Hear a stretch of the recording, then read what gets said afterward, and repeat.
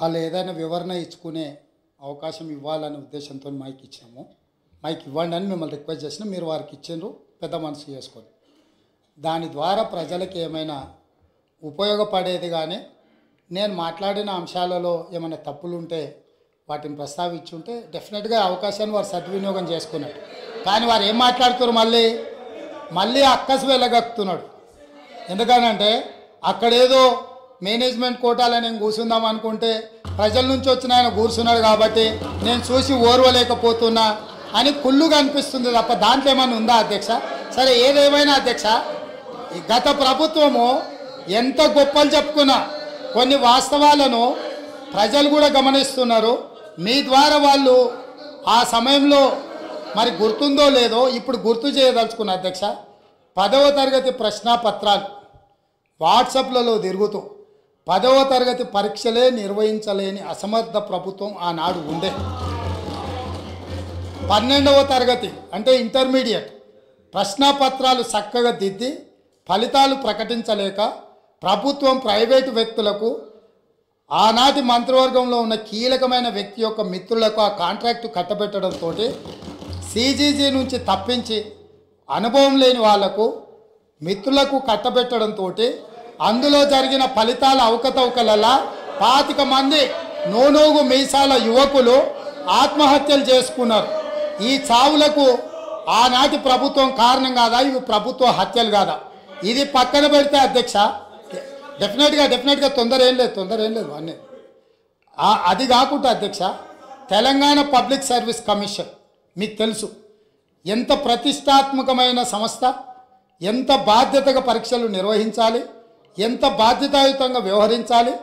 ఈ వ్యవహారాలన్నింటినీ పరీక్షలు నిర్వహించే తెలంగాణ పబ్లిక్ సర్వీస్ కమిషన్ నిర్వహించిన పరీక్షలు ప్రశ్నాపత్రాలు చివరికి జిరాక్స్ సెంటర్లలో ఎక్కడ పడితే అక్కడ అగ్వకు ఎట్లా పడితే అట్లా అమ్ముకునే పరిస్థితి వచ్చి, ఇది మేం చెప్పింది కాదు, పంపకాలలో పంచాయతీ వచ్చి వాళ్ళే ఫిర్యాదులు చేసుకొని ఈ ప్రభుత్వం గొప్పగా మేము కనిపెట్టినామన్నారు.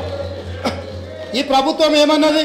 ఇది ప్రతిపక్షాలు కనిపెట్టింది కాదు, ప్రతిపక్షాలు చెప్పింది కాదు, మేమే గుర్తించినాం, మేమే ప్రశ్నపత్రాలు అమ్ముతుంటే పట్టుకున్నాం, మేమే కేసులు కట్టినాం అన్నారు. సంతోషం, మీరే అమ్ముకున్నారు, మీరే గుర్తించారు, మీరే పట్టుకున్నారు, మీరే కేసు కట్టారు. కానీ బాధ్యులను ఎవరిని చేసిండ్రు అధ్యక్ష? ఎవరిని బలి చేసిండ్రు? ఈరోజు బాధ్యులైన అందులో ఉండే సభ్యుల నియామకం విషయంలో, చైర్మన్ విషయంలో హైకోర్టు ఇచ్చిన తీర్పేంది? నిజంగానే ఈ ప్రభుత్వం బాధ్యత ఉంటే 30 లక్షల మంది నిరుద్యోగ యువకులు ఈరోజు ఉద్యోగ ఉపాధి అవకాశాల కోసం 10 సంవత్సరాల నుంచి చిక్కడపల్లి సెంట్రల్ లైబ్రరీలోనో లేకపోతే దిల్సుఖ్ నగర్లోనో గౌలిగూడలో లేకపోతే ఈరోజు అమీర్పేట్ చౌరస్తాల్లో కుకట్పల్లి చౌరస్తాల్లో ఈరోజు కోచింగ్ సెంటర్ల అశోక్ నగర్ చౌరస్తాల్లో లక్షలాది మంది విద్యార్థులు ఈరోజు ఉద్యోగ ఉపాధి అవకాశాల కోసం పోటీ పరీక్షలకు గ్రామాలలో ఉన్న తల్లిదండ్రులు రూపాయి కూడబెట్టి ఈరోజు వాళ్ళని ఇక్కడ పెట్టి చదివిస్తే 10 సంవత్సరాలల్లా ప్రభుత్వంలో ఉన్న ఉద్యోగ ఖాళీలను భర్తీ చేయకపోను బాధ్యతారహితంగా నిర్వహించడం వల్ల ఆ ప్రశ్నాపత్రాలు లీక్ అయి బజార్లలో పల్లి బఠాన్లో అమ్ముకుంటుంటే దానికి సంబంధించిన చర్యలు తీసుకొని బోర్డును రద్దు చేసి కొత్త బోర్డును బాధ్యతారహితంగా నిర్వహించాల్సిన ఈ పార్టీ ఈ ప్రభుత్వం ఆనాడు ఆ చర్యలు చేయలే. ఎన్నికల్లో వచ్చినప్పుడు వాళ్ళని కొంతమంది విద్యార్థులను పిలుచుకొని కూర్చొని మాట్లాడి మంత్రి గారు చెప్తారు, అవును తప్పు జరిగింది మళ్ళీ మూడోసారి అవకాశం ఇస్తే మిమ్మల్ని నిండా ముంచుతామని వాళ్ళకి మాటలు చెప్తున్నారు. తప్పు జరిగిందని మీరు గుర్తించినప్పుడు, మీ పాత్ర అందులో లేనప్పుడు పాత్రులైన బాధ్యులైన వాళ్ళ మీద చర్యలు తీసుకోవడానికి మీరు ఆ పరీక్షలను నిర్వహించిన వాళ్ళ మీద బోర్డులో నియమించిన సభ్యులకు అర్హత లేదు అని కోర్టు కూడా ప్రభుత్వానికి సూచన చేసినప్పుడు యుద్ధ ప్రాతిపదికన చర్యలు ఎందుకు తీసుకోలేదు? దీనికి కారణం మీరు కాదా? ఇలాంటి 10వ తరగతి పరీక్ష నిర్వహించలేనోళ్ళు, 12వ తరగతి పరీక్షల పేపర్లు దిద్దలేనోళ్ళు, తెలంగాణ పబ్లిక్ సర్వీస్ కమిషన్ ద్వారా ప్రభుత్వ ఉద్యోగ నియామకాలు చేపట్టలేనోళ్ళు ఖచ్చితంగా సిగ్గుతో తల వంచుకోవాల్సిందే. తెలంగాణ సమాజానికి క్షమాపణ చెప్పి తీరవలసిందే అధ్యక్ష. అదేవిధంగా అధ్యక్ష ఇంకొక మాట చెప్పాలి.